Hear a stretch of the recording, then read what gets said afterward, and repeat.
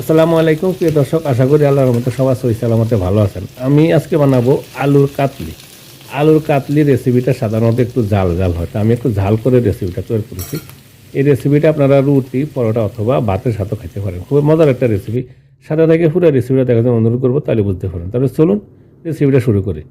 এখানে একটা প্যানে আমি পরিমাণ মতো কিছুটা তেল, মানে হালকা ডিপ ফ্রাই করে নিব। তারপরে তেল গরম করে নিয়ে নিয়েছি অলরেডি। এখানে হাফ কিলো আলু আমি গোল রাউন্ড করে একটু কেটে নিয়ে নিয়েছি, মোটা সাইজের করে, একবার পাতলা করে নেই। তারপর আমি আলু দিয়ে দিব, আলুগুলো দিয়ে আমি ফ্রাই করে নিব। প্রথমে আমি অর্ধেকটা আলু দিব, সম্পূর্ণ আলুগুলো আমি একত্রে দিব না, দুইবার আমি ফ্রাই করে নিয়ে নিব। তারপরে আলুগুলো কিছুক্ষণ পর এক সাইড হওয়ার পরে তারপর আমি আলুগুলো উল্টে দিব, উল্টে দিয়ে অপর সাইডটা এইভাবে ফ্রাই করে নিয়ে নেব। প্রিয় দর্শক, আশা করি এই ছোটোখাটো রেসিপিটা আপনাদের পছন্দ হবে। যদি রেসিপিটা পছন্দ হয় প্লিজ একটা লাইক করবেন, কমেন্ট করবেন প্লিজ, আর আমাদের চ্যানেলটা সাবস্ক্রাইব করে সাথে থাকার জন্য অনুরোধ করবো প্লিজ।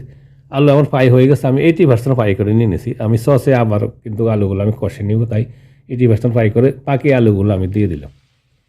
আমি সম্পূর্ণ আলুগুলো দুইবারে দিয়ে একই সেমভাবে ফ্রাই করে নিয়ে নিলাম। আলুগুলো ফ্রাই করে নেওয়ার পরে অন্য একটা প্যানে আমি দিয়ে দিলাম 2 টেবিল চামচ তেল। 2 টেবিল চামচ তেল দিয়ে দিলাম আদা চা চামচ দিলাম আস্ত সরিষা, আর আদা চা চামচ দিলাম আস্ত জিরা। সরিষা জিরাগুলো 10 মিনিটের মতো, 10 সেকেন্ডের মতো একটু ফ্রাই করে নিয়ে নেব। ফ্রাই করে নিলে কিন্তু সরিষাগুলো একটু ফুটে আসবে, সরিষা জিরা। তারপর আমি এতে দিয়ে দেবো 4 টেবিল চামচ টমেটো সস। এখানে আপনারা টমেটো পিউরিটাও ব্যবহার করতে পারেন। আমি টমেটো সস দিয়ে আবার আধা মিনিট, মানে 30 সেকেন্ডের মতন একটু তেলের মধ্যে আমি এবার একটু ফ্রাই করে নিলাম। তারপরে স্বাদ মতো একটু লবণ দিয়ে দিলাম, আর দিয়ে দিলাম আধা চা চামচ গোলমরিচ পাউডার। এবার আবার আরও আধা মিনিটের মতো, মানে 30 সেকেন্ডের মতো আবার একটু এভাবে কষে নিলাম। কষে নেওয়ার পর এবার দিয়ে দেবো ফ্রাই করা আলু। ফ্রাই করা আলু দিয়ে আমি আরও 1-2 মিনিটের মতন এভাবে সসের সাথে হাই হিটে রেখে ফ্রাই করে নিব। এবার হাই হিটে রাখলাম, তাহলে কিন্তু মশলাটা ভালো করে ঢুকবে।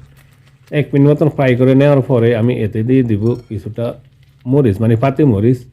এখানে চিলি ফ্লেক দিয়ে দিলাম আধা চা চামচ। তারপরে দিয়ে দিলাম 4টা কাঁচামরিচ। যেহেতু বলছি আমি একটু স্পাইসি, মানে একটু জাল জাল হবে, তাই একটু মরিচ, কাঁচামরিচ এবং চিলি ফ্লেক দিলাম। তারপরে আবার আমি আরও 1 মিনিট মতন এভাবে একটু ফ্রাই করে নিয়ে নিব, অনবরত হালকাভাবে নাড়তে। এইভাবে কিন্তু বেশি জোরে নাড়া যাবে না, আলু কিন্তু ভেঙে যাবে। আলুগুলো যেহেতু এখন নরম হয়ে গেছে, এটা আমি ফ্রাই করে রাখি। তারপরে আমি 1 মিনিটের মতন এভাবে আমি আলুগুলা ফ্রাই করে নেওয়ার পরে দিয়ে দিলাম কিছুটা ধনিয়া পাতা। ধনিয়া পাতা দিয়ে আবার আরও আধা মিনিটের মতন, মানে 20-30 সেকেন্ডের মতো আমি একটু এভাবে ফ্রাই করে নিয়ে নেব সসের সাথে, তাহলে ধনিয়া পাতা একটু নরম হয়। হয়ে গেছে আমার আলু কাতলি। এই আলু কাতলি আপনারা রুটি, পরোটা অথবা ভাতের সাথে খাইতে পারেন। খুবই সহজ এবং সাধারণ একটা রেসিপি, ঝটপটে বানানো যায়। আশা করি রেসিপিটা পছন্দ করবে। রেসিপিটা যদি পছন্দ হয় প্লিজ আমাদের চ্যানেলটা সাবস্ক্রাইব করে সাথে থাকার জন্য অনুরোধ করবো প্লিজ। সবাই ভালো থাকুন, সুস্থ থাকুন। আবার দেখা হবে ইনশাল্লাহ অন্য কোনো সময়। তত পর্যন্ত ভালো থাকুন। আল্লাহ হাফিজ।